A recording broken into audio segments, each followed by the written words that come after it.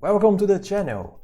This is going to be a video about shading, and it is a art tip for the ClipStudioPaint site. You can check it out in the description for more information and the full version of this art tutorial. Basically, this video is shading with an airbrush in a nutshell. So I'll try to go straight forward for the technique, and I ask you to only focus on these layers, the green ones, and also the purple. So let's do it.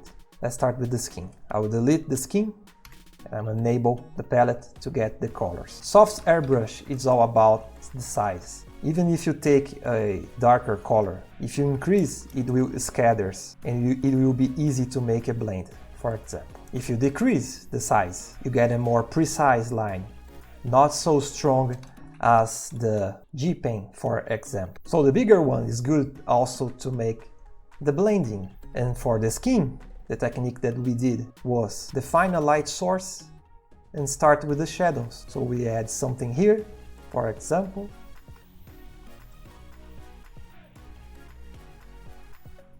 And notice that by adding these few strokes, you already can see the shape of the face. After making these hard edges, you enlarge the brush to make the blend. Also, you can use the eyedropper by holding Alt, get the nearest color and blend it together. The same you would apply to the highlights. You can make the shape with a small brush. You can fill the shape really lightly. Then you can blend the colors around to make a soft transition between colors.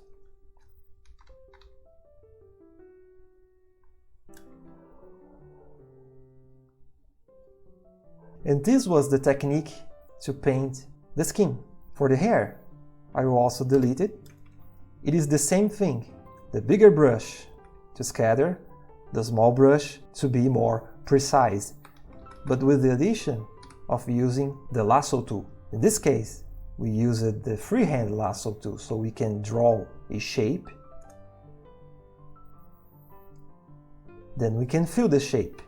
It can be with the paint bucket, can also be with a gradient, or you can go with the soft airbrush, enlarge, and make yourself the transition. The difference of using a lasso and not using a lasso is about the shape of your drawing, the shape of your shadows and lights. It gets more defined. And the mix between these two is what we did for the whole tutorial. You don't need to make a small stroke, it can be something bigger.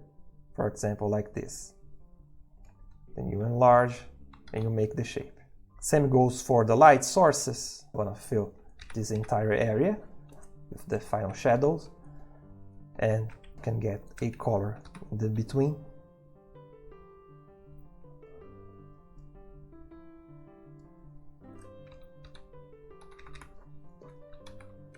Then the final result can be blended with the same technique. You get the nearest color and you blend it.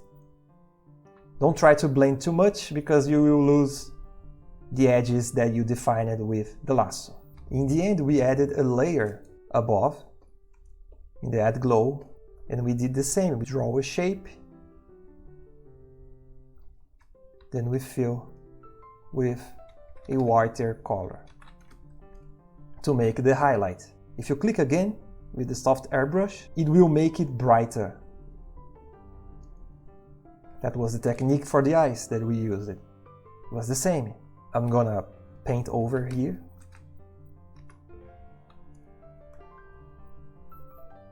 Let me just take down the white glow. And as you can see, we took a darker color than the airbrush. It doesn't need to be, but this technique is about airbrush. We draw the shape, then we fill the higher portion, a darker color to make the iris. A small line in between. Then you can enlarge the brush to blend it. You take the highlight, you paint over.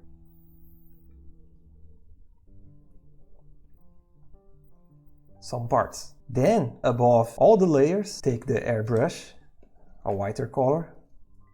This layer is on the add glow blending mode. Then you draw the shape. On the top bigger, small one in the lower portion. Then you can enlarge the brush, one click or two to make it glow. Then you change the size to add a few more details. That was the technique that we used here as well on the earring. We did the same here. And this is the tutorial about blending with the airbrush. I'm gonna reopen the original file. Here we go. Everything else was about composition, but the trick was here. It's about the size of the brush and how you manage to blend it. The small one gets a harder shape. The bigger one scatters more, so it's easier to make a blend. Then you can grab the nearest color and paint over until you define the final shape of your character. This file is gonna be available for you to check it out, all the layers, and you can check it out as well. The 3 videos where we go with more detail over each part of the drawing, about the skin, about the eyes, about the hair, all the backlight and effects. But I think it was important to make something shorter so you can get the basis of the technique that I love to use, and I do it for almost all the drawings that I do. I hope you like this video and it helps you in your journey as you go. Thank you for watching, and until the next time.